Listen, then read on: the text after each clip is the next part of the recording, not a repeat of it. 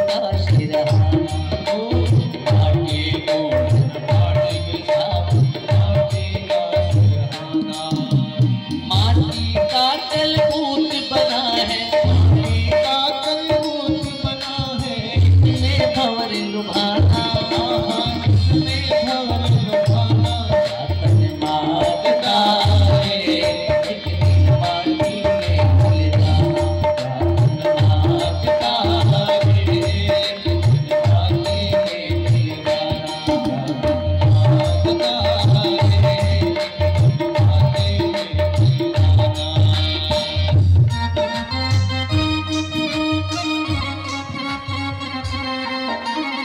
जाना है संसार छोड़ के,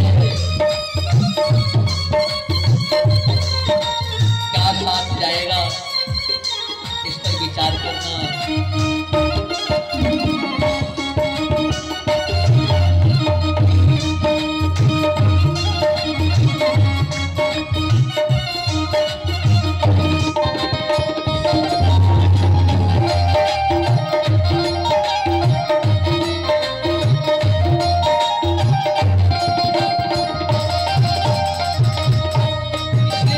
बाबा कबीर कहते हैं माता पिता का कहना मानो, हरि से ध्यान लगाना। माता पिता का कहना मानो, हरि से ध्यान लगाना। सत्य वचन और रही दीनता, सत्य वचन और रही दीनता। सबको सुख पहुँचाना, सबको सुख पहुँचाना। तन मांगता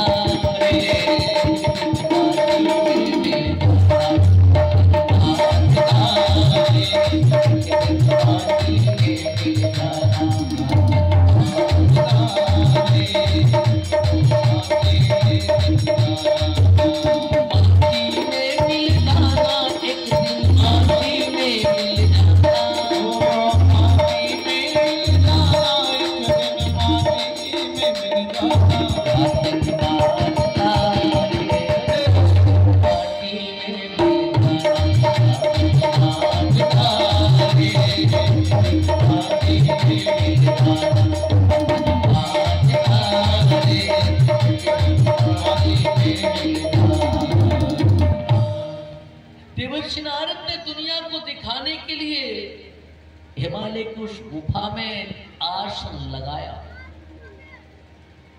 उनको शाप है, प्रजापति दक्ष का शाप है।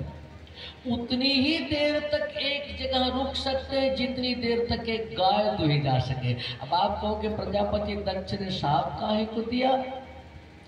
सृष्टि की रचना में ब्रह्मा बाबा का सहयोग कर रहे तो 60,000 पुत्र एक बार प्रकट किया, पैदा किया प्रजापति दक्ष ने।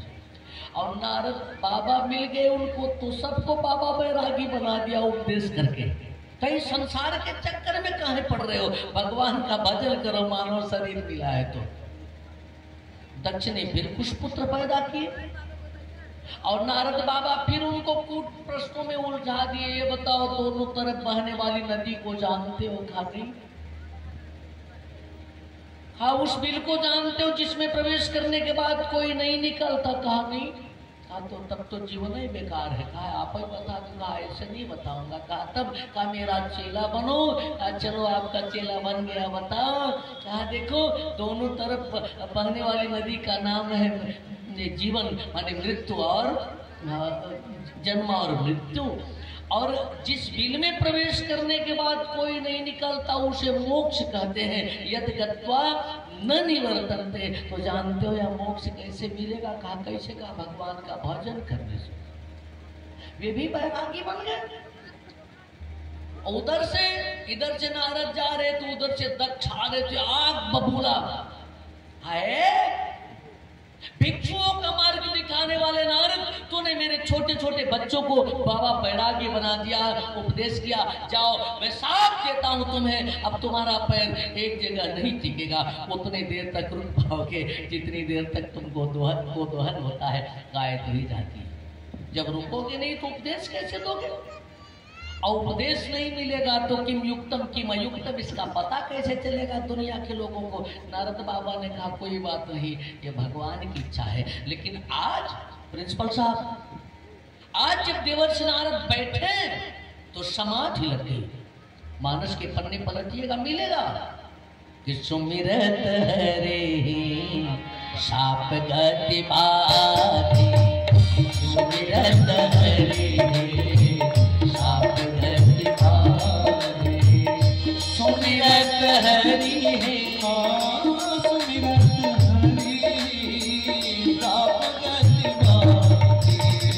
सहज विमल मन लागी समाधि, सहज विमल मन लागी समाधि, सहज विमल मन लागी समाधि। भगवान का सुमिरन करने पर मन विमल हो जाता है और समाधि लग जाती है। आपसे निवेदन करो, कभी कभी लोग यह कहते हैं कि बाबा मेरा जीवन बहुत दुखी है, पिछले जन्म में मैंने पता नहीं कौन सा पाप किया था कि मुझे दुख मिल रहा। लेकिन बताऊं आपको, जो भगवान का भजन करते हैं उनके सारे दुख दूर हो जाते हैं। सत्यसी मदन जायसवाल जी, आप जैसे जो भक्त हैं, भगवान की शरण में जो रहते हैं, उनके सारे दुख मिट जाते हैं। आप सपत्नी कथा पंडाल में पधारे हैं, सागर से पधारे हैं और रीता दीदी की सही है, आप मुझे पता है। बोली वृंदावन बिहारी लाल की अभिनंदन है आप लोगों का। बोले कृष्ण कन्हैया लाल की। गोविंद बोलो हरि गोपाल बोलो,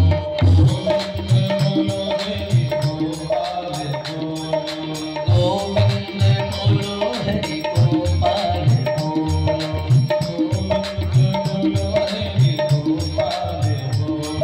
ये जायसवाल दंपत्ति सागन से पधार रहे हैं।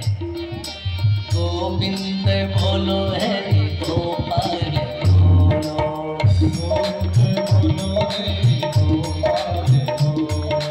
गोविंद बोलो हरि गोपाल बोलो, जय हो राधा रमण हरि गोविंद बोलो, राधा रमण हरि गोविंद बोलो, राधा रमण हरि गोविंद। बोले राधा भगवान की। सुमिरत हरि साप गति बाधी, तो सहज विमल लागी समाधि। अवश्यमेव भोक्तव्यम कृतम कर्म शुभाशुभम। व्यक्ति को जो भी सुख या दुख मिलता है उसके पूर्व जन्म के कर्मों का परिणाम होता है। अगर पिछले जन्म में कोई पाप किया है तो इस जन्म में दुख भोगता है व्यक्ति। लेकिन मानस कह रहा, अगर दुख पाने वाला व्यक्ति भगवान का भजन करने लगे तो उसके साथ की उसके वह पाप की गति बाधित हो जाती है और भगवान की कृपा मिलती है, केवल सुखमय हो जाता है, सहज ही मति विमल हो जाती है देवर्षि नारद की तरह। लेकिन एक बात बताऊं, कभी कभी ऊंचे पद पर आसीन व्यक्ति भी बड़ा गंदा काम करता है। नारद बाबा की समाधि को देखा तो देवताओं का राजा इंद्र घबरा गया। काहे को? नारद बाबा ऋषि हैं और इंद्र देवताओं के राजा। सोचा कि भजन कर रहे हैं भगवान का और भगवान अपने भक्तों की अभ्यर्थना से जल्दी ही प्रसन्न हो जाते हैं। अभी प्रसन्न होकर के भगवान पूछ लें कि क्या चाहिए, तो नारद बाबा कहा दे मुझको इंद्र बना दो। अब ये एक ही पद है तो मुझको हटना पड़ेगा, इसे इंद्र बन जाएगा। सोचा कि कहीं मेरा पद न ले ले। पंडित राधे सामने चित्र की जाए। यो सहज समाधि लगी देखी, यो सहज समाधि लगी देखी, तब सुरपति मन में घबराया। ले लेन कही यह पद मेरा, मन ही मन में खटका खाया। ले लेन कही यह पद मेरा, मन ही मन में खटकाया। ले लेन कही यह पद मेरा, मन ही मन में खटकाया। ले लेन कही यह पद मेरा, मन ही मन में खटकाया। एक बात बताऊं, तुलसी बाबा ने मघवा को महामलिन कहा, और आचार्य जी बैठे हैं, मघवा महामलिन। जैसे कोई कुत्ता शेर को देखे, कुत्ता हड्डी खा रहा, सूखी हड्डी चबा रहा, और शेर को देखे तो अपनी हड्डियां लेके भागे कि वहां हमारी हड्डियां छीन न लिए। वही स्थिति मदन की है और वही स्थिति इंद्र की है। शोक हार ले भाग सट, श्वान निरखे मृगराज। देवर्षि नारद संत है, और संत को इंद्र का पद नहीं, संत को भगवान का पद चाहिए, संत को भगवान का पद चाहिए। क्योंकि जो इंद्र का पद पाएगा, एक समय के बाद वह बदल दिया जाएगा, राजा बनेगा, प्रधान बनेंगे, 5 साल बाद भूतपूर्व हो जाएंगे, प्रधानमंत्री बनेंगे, कुछ दिन बाद वो भूतपूर्व हो जाएंगे। लेकिन भगवान का पद जो पाता है वह कभी भूतपूर्व नहीं होता। क्योंकि मानस का लिखते हैं कि यह चरित जिगावहि, हरि पद पावहि, तेन परई भव पूरा। यह चरित जिगावहि, हरि पद पावहि, तेन परई भव पूरा। यह चरित जिगावहि, हरि पद पावहि, तेन परई भव पूरा। भगवान का चरित्र जो गाता है और सुनता है वो भौकूप पे नहीं पड़ता है। लेकिन विडंबना है, दुनिया के लोग और कुछ करेंगे, लेकिन भगवान का चरित्र गाने और सुनने के लिए उसी पर बहुत ज्यादा जोर देना पड़ेगा कि तुम सीताराम सीताराम करो। हाँ, भगवान का नाम जपो। एक सज्जन बहुत परेशान थे, एक पंडित जी के पास गए, पंडित जी ने कहा हनुमान चालीसा का पाठ करो, सारा दुख दूर हो जाएगा। कुछ दिन बाद फिर मिलेगा, बाबा दुखा दूर ना होता। पंडित जी ने कहा हनुमान चालीसा पढ़ते हो? कहा हाँ। कहा कैसे? कहा बाबा नहाए लागी तब वह पढ़ ले थे। कहना अच्छा नहात कहीं तो कहना हनुमान जी को साबुन लगाने के लिए बुलाते हो? अरे कहा बाबा मौका डाले। कहना हाँ तुमको मौका नहीं, हनुमान जी तो खाली है कि तुम जब बुलाओगे तभी आएगा। एक बात बताऊं, क्रोध नहीं छोड़ा, काम नहीं छोड़ा, ईर्ष्या द्वेष नहीं छोड़ा, केवल भगवान का भजन ही छोड़ा। हाँ? बाबा तुलसी कहते हैं क्रोध न छोड़ा, काम न छोड़ा, सत्य वचन क्यों छोड़ दिया, हरि नाम जपन क्यों छोड़ दिया, हरि नाम जपन क्यों छोड़ दिया, हरि नाम जपन क्यों छोड़ दिया, क्यों छोड़ दिया, क्यों छोड़ दिया, क्यों छोड़ दिया, छोड़ दिया, क्यों छोड़ दिया, हरि नाम जपन क्यों छोड़ दिया, हरि नाम जपन क्यों छोड़ दिया, हरि नाम जपन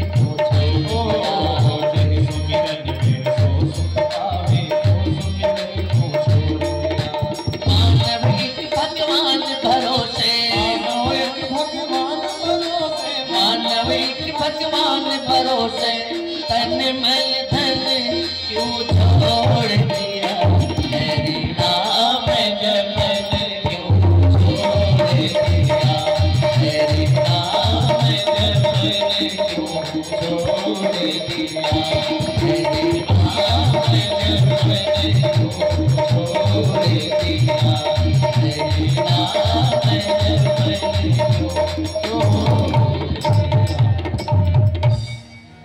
पद की इतनी बड़ी लालच कि तुरंत काम को बुलाया और कहा कि जाकर के नारद बाबा की समाधि भंग कर दो। काम ने कहा मुझे क्या मिलेगा, कहा तुम्हें अपने मंत्रिमंडल में एक बढ़िया पद दे दूंगा, लेकिन नारद बाबा की समाधि भंग कर दो। हे कामदेव मेरे हित में तल बल्ले आज अभी आओ, तप भंग करो नारद जी का मन माना माया, करो नारद जी का मन माना माया, करो नारद जी का मन माना माया। पद का लोरूप काम भी था, तुरंत अपनी बढ़िया सेना सजाया और जब आश्रम के निकट पहुंचा तो ऋतुराज बसंत आ गया। सारा भोगों का साज तुरंत वहां प्रकट हो गया और काम ने एक एक करके अपने 5 बाण चला दिए, लेकिन नारद बाबा को हिला नहीं सका। काहे? दुनिया में कोई काम से बचा नहीं। विशेष समस्त जंतोर विषय गोचरे, मार्कंडेय पुराण में वर्णन आता है। मेधा ऋषि कहते हैं विशेष समस्त जंतोर विषय गोचरे, विशेष महाभाग याद चैवं पृथक पृथक दिवांदा प्राणना के चित रात्रो अंधा तथा परे के चित दिवा तथा रात्रो प्राण तुल दृष्टिया। कुछ प्राणी रात में नहीं देखते, कुछ दिन में नहीं देखते, लेकिन कुछ दिन और रात दोनों में अंधे होते हैं। मैंने विषय मार्ग का ज्ञान कराना नहीं होता, सबको हो जाता, सबको होता है। लेकिन वाह, आज काम के 4 बाण बेकार हो गए। नारद पर एक बाण भी उसका नहीं प्रभावी हुआ। क्यों? जो भगवान का भजन करता है ना, उसकी रक्षा भगवान करते हैं। हाँ, मानसकार लिखते हैं किसी में को चापी सकई कहता, किसी में को चापी सकई कहता, बड़ रखवार, बड़ रखवार रमापति जासु, किसी में को चापी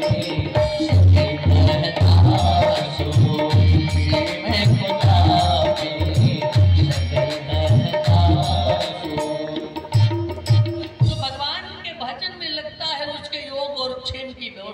भगवान ले लेते हैं, उसकी रक्षा भगवान स्वयं करते हैं।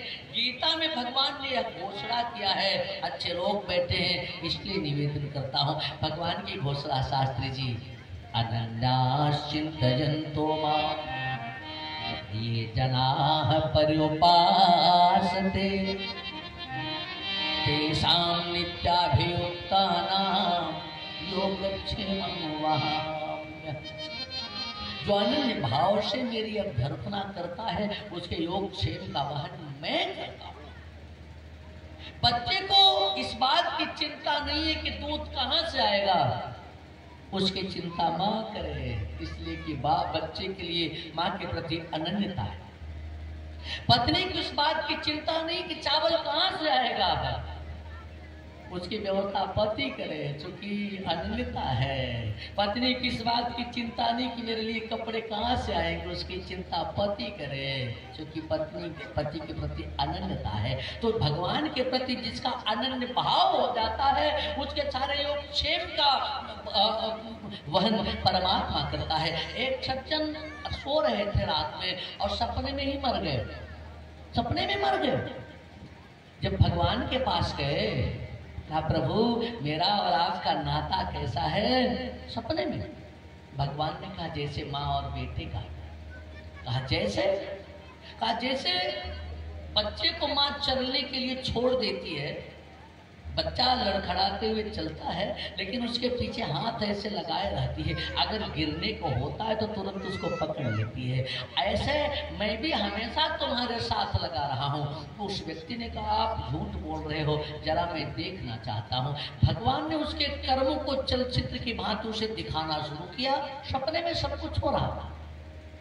उसने देखा भगवान के उसके साथ साथ एक व्यक्ति के चरण के चिन्ह और दिखाई दे रहे कर्म पथ पर। कहा ये मेरे साथ साथ कौन और चला है? भगवान ने कहा मैं। लेकिन उसी क्रम में उसके दुख के दिन आ गए, जहां अपने उसके जीवन में जितने दिन उसको दुख मिला था, जब वहां देखा उसने तो एक ही व्यक्ति के पैर के निशान थे, दूसरा निशान गायब था। कि भगवान की तरफ देखा, मुस्कुराया। हाँ मैंने तो सुना था कि संसार के ही लोग सुख के साथी होते हैं, आप दुख के साथी हो, लेकिन दुख में आपो साथ छोड़ देते हो। भगवान ने कहा ये तूने कैसे कहा? हाँ देख लो यह प्रमाण है, ये मेरे दुख के दिन रहे हैं, इन दिनों में मुझे दुख मिला है और यहाँ एक ही व्यक्ति के पैर के निशान दिखाई दे रहे हैं। इसका मतलब जब मुझ पर दुख आया आपने मेरा साथ छोड़ दिया। भगवान बोले बावरे, अगर बेटा बीमार हो गया तो माँ उसे छोड़ती नहीं बल्कि अपने गोद में उठा लेती है। कहा मतलब हाँ मैं तेरा साथ नहीं छोड़ा, तेरे दुख के दिनों में मैं तेरे साथ रहा हूँ। अगर आप मेरे साथ रहे तो आपके पैर के निशान कहाँ गए? भगवान ने कहा ध्यान से देख, ये निशान मेरे ही पैर के हैं। कहा तब मेरे पैर के निशान कहाँ गए? कहा जब तुझ पर दुख आया था तो मैंने तुझे गोद में उठा लिया था, मैंने तुझे चलने ही नहीं दिया था। भगवान गोद में उठा लेता है, लेकिन जो भगवान के भरोसे रहे उसको सीम को चापी सकई कहता सो, बड़े रखवार रमापति जासु। परमात्मा जिसकी रखवाली करे उसकी व्यवस्था कौन बिगाड़ सकता है? अच्छे लोग बैठे। बाबा सूरदास ने सूरसागर में एक चित्रण किया, बच्चों ने पढ़ा होगा बाबा सूर के पद को। एक कबूतर चारा चुना, गर्मी का महीना था, चारा चुनने के बाद बरगद की एक डाली पर जाकर बैठ गया। दोपहर हो गई, बरगद की डाली पर बैठ गया। फिर सूरज ढलेगा, फिर पेट पूजा की समझा जुटाऊंगा। अच्छा छाया का सुख ले रहा, अचानक उसने देखा एक बाज उड़ता हुआ आया और जिस डाली पर कबूतर बैठा था ना, उसकी ऊपर वाली डाली पर बाज बैठ गया और बाज भूखा था। अब कबूतर बाज को देख करके तुपक गया पत्तों में कि कहीं यह बाज मुझे देख न ले, अगर देख लेगा तो मुझे मार के खा जाएगा। डरा सहमा सा पत्तों में छुपा है। अचानक उसकी निगाह पड़ी एक बहेलिए पर जो तीर और कमान लिए चला आ रहा था, लेकिन उसकी निगाहें भी ढूंढ रही थी किसी को। जब बहेलिए की निगाह उधर कबूतर के ऊपर पड़ी ना, कबूतर के और बहेलिए की आंखें मिली तो बहेलिए की आंख में चमक आ गई। कबूतर ने जान लिया यह मुझे मारेगा। धीरे से तरकस से वो तीर निकालने लगा। कबूतर सोचा एक बार तो बुद्धि ने कहा कि उड़ जा, नहीं तो बहेलिया मार देगा। लेकिन फिर बुद्धि ने कहा ऊपर बाज बैठा है, अगर तू उड़ेगा तो बाज देख लेगा, तुझे दौड़ा के मार के खा जाएगा। हाँ उड़ता हूं तो बाज मारता है और नहीं उड़ता तो बहेलिया। अब क्या करें? दोनों तरफ उसे मृत्यु दिखाई दे रही है। आज उसके पंखों की ताकत उसकी सहायता नहीं कर सकती, आज उसका परिवार उसकी सहायता नहीं कर सकता, आज उसका बल और विवेक उसकी सहायता नहीं कर सकता, तो फिर कौन सहायता करे? याद आया जिसका कोई नहीं उसका परमात्मा होता है। पुकारा है, परमात्मा को पुकारा।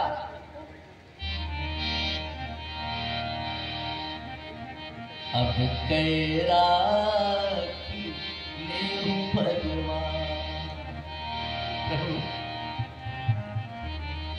आज तेरी रक्षा मैं नहीं कर सकता, जिन्हें मैंने अपना माना था जो मेरी रक्षा नहीं कर सकते, अब तू ही रक्षा कर सकता। राखिले हूँ भगवान, राखिले हूँ भगवान, अब तेरा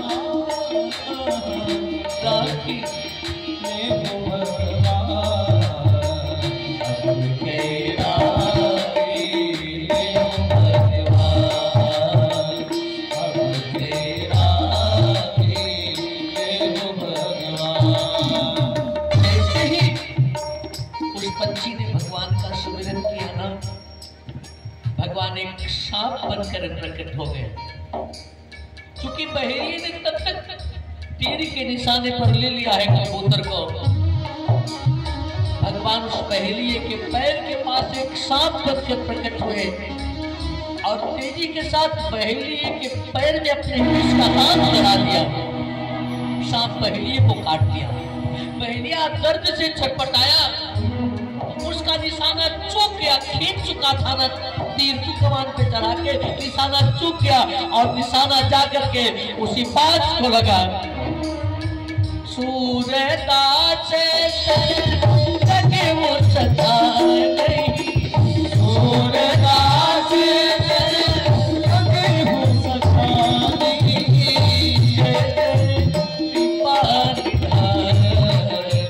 अब तेरा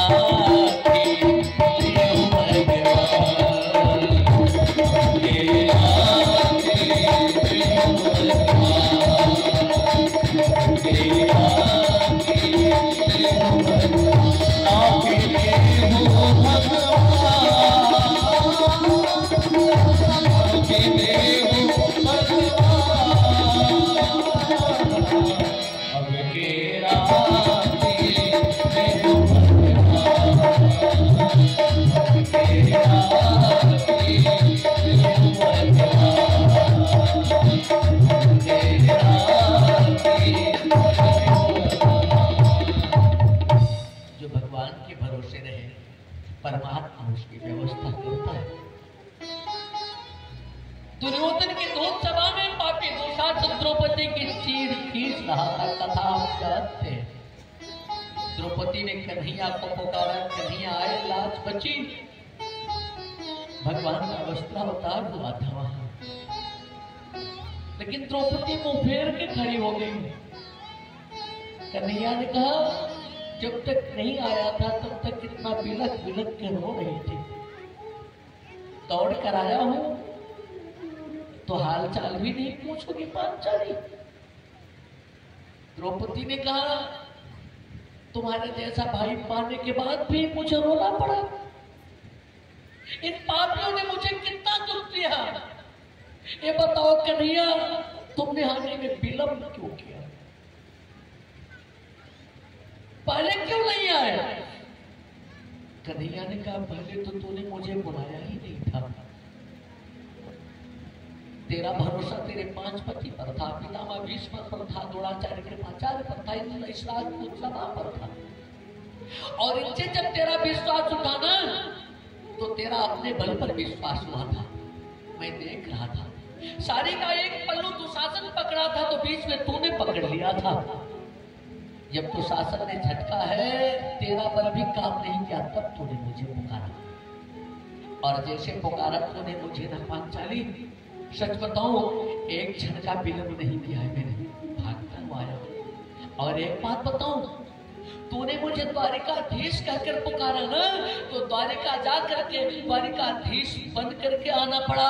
एक बात सुन ले, अगर द्वारिकाधीश न कह करके तूने मुझे घट घटवासी कष्ट करके पुकारा होता, तो सच बताऊं धरती का सीना चीर के प्रकट हो जाता। धरती का सीना चीर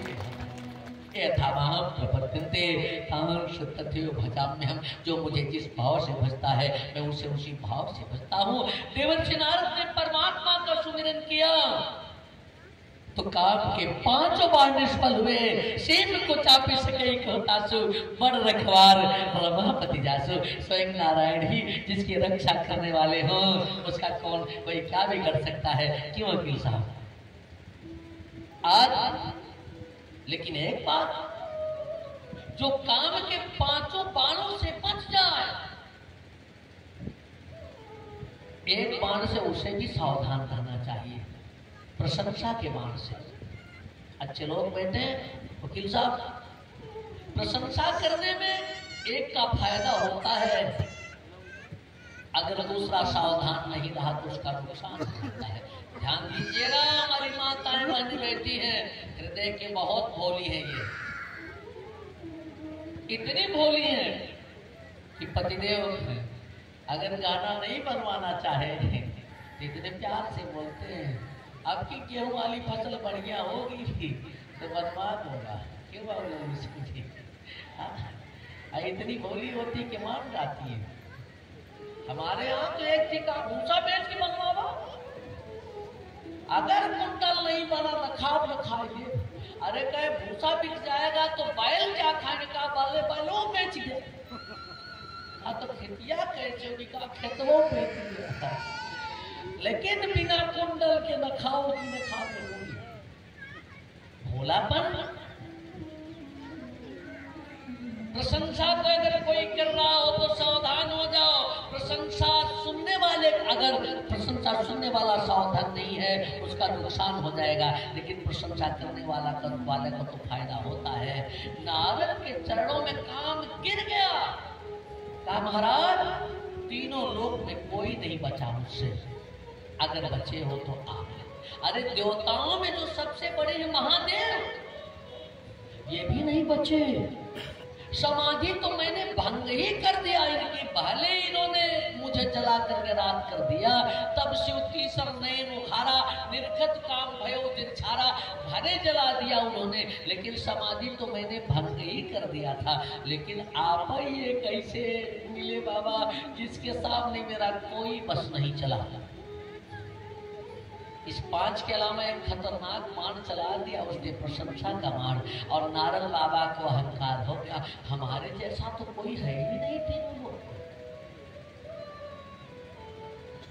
तुरंत उठे और भगवान शंकर के पास पहुंचे, बीड़ा करताल बजाते हुए। शंकर जी ने कहा, अरे बाबा नारद बाबा इतने दिन बाद आए। तब नारद कौने शिव पाही, शंकर जी के पास गए। शंकर जी प्रसन्न हुए, आओ बाबा आओ। बढ़िया सा आसन लगाया, जल शीतल जल का कल सामने रख दिया और एक बढ़िया फूलों की माला पहना करके आसन पर बैठा दिया। अब पीड़ा बजाते हुए बढ़िया हरे नाम संकीर्तन करो और भगवान की कथा सुनाओ, राम की कथा सुनाओ। कथा सुनने वाले शंकर जी, नारद जी ने कथा सुनाई। बाबू लल्लू सिंह जी, लेकिन राम की नहीं। कहा तब हमारे चरित्र शंकर ही सुनाए। बार माने कामदेव हमारे चरित्र शंकर ही सुनाए। हमारे चरित्र शंकर ही सुनाए। अति प्रिय जानी, अति प्रिय जानी महेश सिखाए।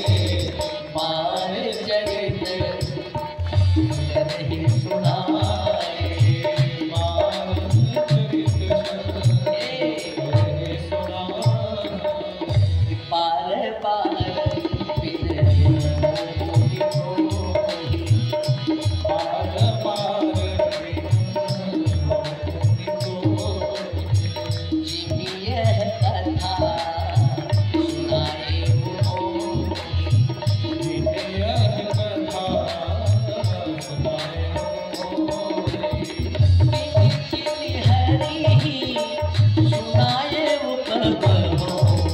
चलई प्रसंग बुराई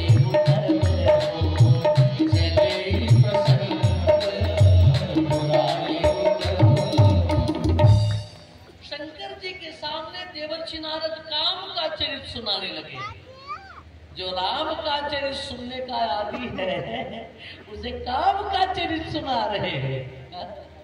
शंकर जी ने हाथ जोड़ा, कहा बस करो बाबा, कथा बंद करो, जितनी का उतनी दक्षिणा दूं। नारद बाबा ने कहा कथा कैसी रही? कहा बढ़िया कथा रही, लेकिन एक विनती करता हूँ। कहा क्या? कहा जैसे आपने मुझको कथवा सुनाई, कभी भगवान विष्णु को श्री हरि को मत सुना। तेमी जी ने हरि सुनायो। अगर वो पूछ ले तब तो एकदम से मत सुनाना। चले प्रसंग तुरायो तब। भगवान शंकर अति प्रिय जान महेश सिखाए। नारद को अति प्रिय जानकर यह शिक्षा दे रहे हैं कि नारायण के सामने चर्चा कभी मत करना कि आपने काम को जीत लिया। नारद बाबा ने सोचा अच्छा अब समझे, ये काम को जीते हैं। दुनिया यह जानती है कि शंकर काम को जीते हैं, ये सोच रहे कि शंकर ही का नाम हो, कोई जानने न पाए कि नारद संग काम को जीत लिए। शंकर जी ने मना किया था। नारद बाबा वहां से उठे तो तुरंत भगवान के पास पहुंचे क्षीर सागर में। मानसकार ने फोटो खींचा कि एक बार कर तल कर दीना, एक बार कर तल कर दीना, गावत हरि गुण गान प्रवीणा, गावत हरि गुण गान सिंधु कवने मुनिनाथा, कवने मुनिनाथा, शेर सिंधु कवने मुनिनाथा, जरपत श्रीनिवास सुते माता, जरपत श्रीनिवास सुते माता, जरपत श्रीनिवास सुते माता। शंकर जी के पास से उठे, सीधे क्षीर सागर में पहुंच गए बीड़ा बजाते हुए। भगवान ने देखा देवर्षि नारद आ रहे। हर्षि उठे हर्षि मिले, उठी रमानी के तार। लेकिन नारद बाबा को देख करके एक बार तो भगवान भी चिंतित हुए। नारद की बीड़ा पर जो हरिनाम संकीर्तन की झनकार हुआ करती थी, आज वो नहीं है। इनकी वाणी जो श्रीमन नारायण नाम का कीर्तन किया करती थी, आज वो कीर्तन नहीं कर रही। आज मन में कुछ चंचलता है, क्योंकि मन में काम समा गया है ना। अब विषय भुजंग दशत जब जाही, काम भुजंग दशत जब जाही, तो विषय निम्ब कटुला बताही। वो स्वामी बाबा कहते हैं कि काम का सांप जब किसी को डसता है ना, उसे विषय की नीम कड़वे नहीं लगते हैं। अच्छा, इतनी गजब की बात हमारे बाबा कहते हैं, पहले जब किसी को सांप काटता था, मेडिकल की इतनी सुविधा नहीं थी, तो परीक्षण करने के लिए नीम की पत्ती खिलाते थे। अगर नीम की पत्ती कड़वी लग रही तब तो मान लो सांप का विष असर नहीं किया, और जिसको सांप काट लेता था तो उसको असर विष कर देता था, तो उसको नीम की पत्ती मीठी लगने लगती थी। काम भुजंग डसत जब जाही तो विषय निम्ब कटुलाग न ताही। शंकर जी ने कहा, प्यारे अब ये विषय तुम्हें अच्छे लग रहे हैं? विषय अच्छा नहीं है। नारद बाबा ने कहा कि बूढ़े कहा आपका कहना मानो कि अपना अनुभव मानो। आप कह रहे हो कि नीम कड़वी होती है अब मुझे मीठी लग रही है, तो आपका कहना मानो कि अपना अनुभव मानो। अरे शंकर जी ने कहा अगर नीम मीठी लग रही तब तो और ज्यादा खतरा है, प्रमाणित हो गया कि विष असर कर गया है, एकदम सावधान हो जा।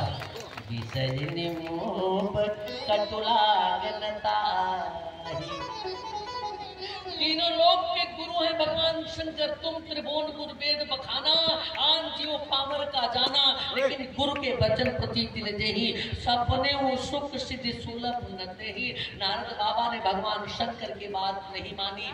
पहुंचे जब क्षीर सागर में तो हर से मिले मानिके औ बैठे आसन ऋषिन समेता, बैठे आसन ऋषिन समेता। उठ करके मिले, अरे देवच्छ नारद स्वागतम थे स्वागतम थे, अभी कुशलम थे, वर्धते तब अनुष्ठानम, यही बुलाया बैठाया, लेकिन अलग आसन पर नहीं बैठे, आसन ऋषि ने समेता, अपने आसन पर ऋषिवर के साथ बैठे। माने यहाँ नारद का विवेक इतना शून्य हो गया, काम ऐसा अंधा कर देता है कि नारद भगवान के बगल में बैठ गए, अब तो अमो भगवान के जैसे हो गए हैं। हाँ? बैठे आसन ऋषि ने समेता, ऋषि के साथ भगवान ने कहा नारद आओ बैठो। नारद ने एक बार नहीं कहा कि अरे प्रभु को आप कहा चले, तुरंत कूद के बैठ गए। अब तो हम काम को जीत लिए हैं, अब हमें भी नहीं मानता क्या बात। एक सज्जन कह रहे थे दूसरे सज्जन से, वो गांजा हो जा पीते थे, भाग खाते। पंडित जी ने कहा अच्छी चीज नहीं। अरे कहा बाबा शंकर जी पिए थे प्रसाद है। शंकर जी तो विषौ पिए थे हलाल, एक सल्फास वाला खाई पचाई देते जाने की। तो जो भगवान करते वो तुम कर सकते हो। हाँ? नारद बाबा ने कहा अब हमने इनमें अंतर क्या, हमने भी काम को जीत लिया, इनको भी काम और कहा अच्युत कहा जाता है।